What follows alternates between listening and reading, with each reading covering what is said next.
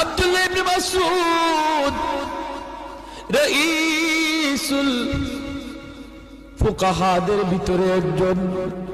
আল্লাহর নবী যখন কান্দেন সাহাবীরাও কান্দে। এবার নবী কো ওরে উসমান, একটু খেয়াল করে শোনো রে উসমান, তুমি একদিনের হিসাব দিতে 3 কথা বলা লাগছে, টাইমও লাগছে বেশি। আমার আব্দুল্লাহ 1 কথা জবাব দিয়ে দিছে, টাইমও লাগছে কম। হাসরের মাঠে মালিক বলবেন বান্দা আয় আয়, যার যার জীবনের হিসাব দিয়ে যা রে। কে সম্পদ কেমনে কামাই করছো, কেমনে ব্যয় করছো, এই হিসাব না দিয়ে কেউ সামনে যেতে পারবে না। তখন ধনী যারা, তোমরা ধনীরা যখন সামনে দাঁড়াবে, সম্পদের হিসাব দিবে। সম্পদ ভালো পথে আয় করেছো, হালাল পথে আয় করেছো, হালাল পথে ব্যয় করেছো, কিন্তু দেওয়া লাগবে হিসাব।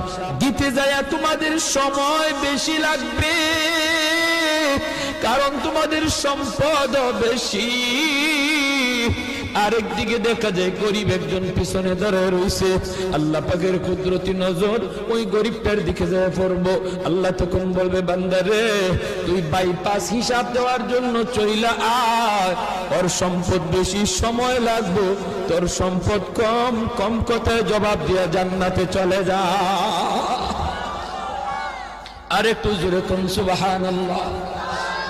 এজন্য যার সম্পদ কম, তার হিসাবও কম, তার টাইমও কম। আল্লাহ নবী কয় ইন্নামাল ফুকারা ইয়াদখুলুনাল জান্নাতা ক্বাবলাল আগনিয়া বি500 সানা। 500 বছর আগে আল্লাহ জান্নাত দিয়ে দিব।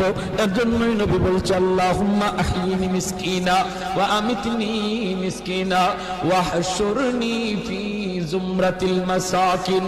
নবী কয় আল্লাহ আমার দুনিয়াতে তুমি মিসকিনদের সাথে রাখো, আমার তুমি দুনিয়াতে মিসকিনদের সাথে রাখো, মরণ আমার মিসকিনদের সাথেই কইরা, হাসরের ময়দানে তুমি আমারে গরিবদের সাথেই উঠাইয়া।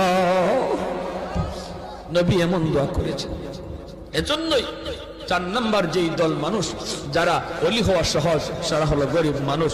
ওই গরিব মানুষটা যখন ফজরের সময় উঠে হাল চাষ করতে যাবে, যদি একটু ইয়াদ করে আল্লাহ আল্লাহ তুমি আমার সুস্থ রাখছো বিদায় আমি এখন হাওড়ে যাইতেছি, মালিক তোমার হুকুমটা পালন করতেছি, আজান হইতেছে ফজরের, হাল চাষে পড়ে যাও, আগে তুমি ফজরের নামাজটা পড়ে নাও।